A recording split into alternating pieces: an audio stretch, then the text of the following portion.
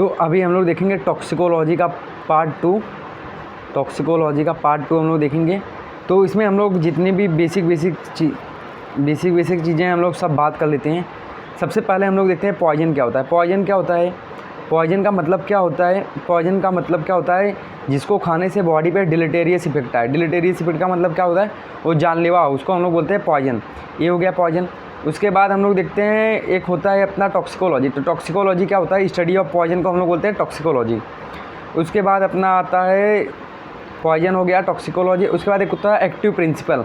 Active principal मतलब क्या? कोई ऐसा सब्सटेंस है, सपोज ये अपना पॉइजन है।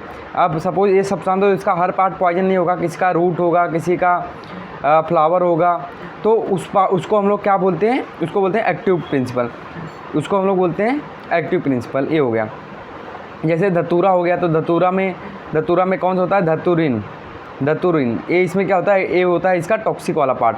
तो ये हो गया अपना टॉक्सिकोलॉजी वाला जो बेसिक हो गया। अब हम लोग आगे बढ़ते हैं। तो अभी हम लोग आगे पढ़ते हैं, अपना आता है route of administration. Route of administration of poison. तो इसमें क्या क्या है? सबसे पहले क्या होता है? Inhalation root. इनहलेशन मतलब नाक के थ्रू दे सकते हैं। दूसरा ओरल रूट। तीसरा इंजेक्शन मतलब सबक्यूटेनियस, IM, IV ये हम लोग डाल सकते हैं उसके थ्रू। और यहाँ होता है कॉन्टैक्ट के थ्रू, मतलब डायरेक्ट स्किन में अगर कोई इंजरी है, कोई वुंड है, तो वहाँ से इन्फेक्शन आपका जा सकता है। तो इनहलेशन, ओरल, ये हो गया आपका। अभी एक होता है सबलिंगुअल मतलब टंग के नीचे। तो ये हो गया रूट ऑफ एडमिनिस्ट्रेशन। अब होता है फेट ऑफ पॉइजनिंग। तो फेट ऑफ पॉइजनिंग में क्या क्या आता है? सबसे पहले अभी कोई जो बंदा जो बंदा टॉक्सिन खाया, या तो एब्जॉर्ब होगा या तो एक्सक्रीट होगा।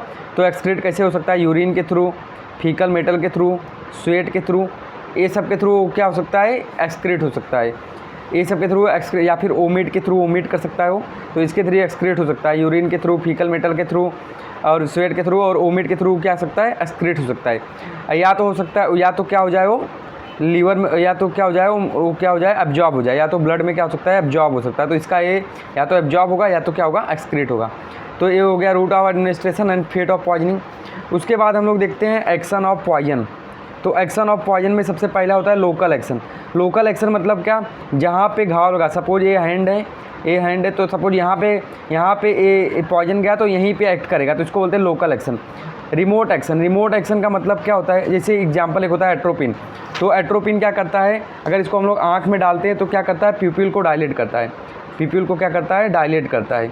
अगर एक और ड्रग होता है, जैसे अभी हम लोग एक और ड्रग अगर मैं बताऊँ, जैसे एकोनिट क्या करता है? टिंगलिंग करता है।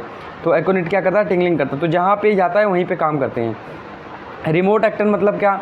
जैसे हाथ पे, सपोज यहाँ पे गया, यहाँ से यहाँ पे सपोज ये लगा और जाके कहीं और काम करे। तो रिमोट एक्शन मतलब क्या? जहाँ पे गया वहाँ से कहीं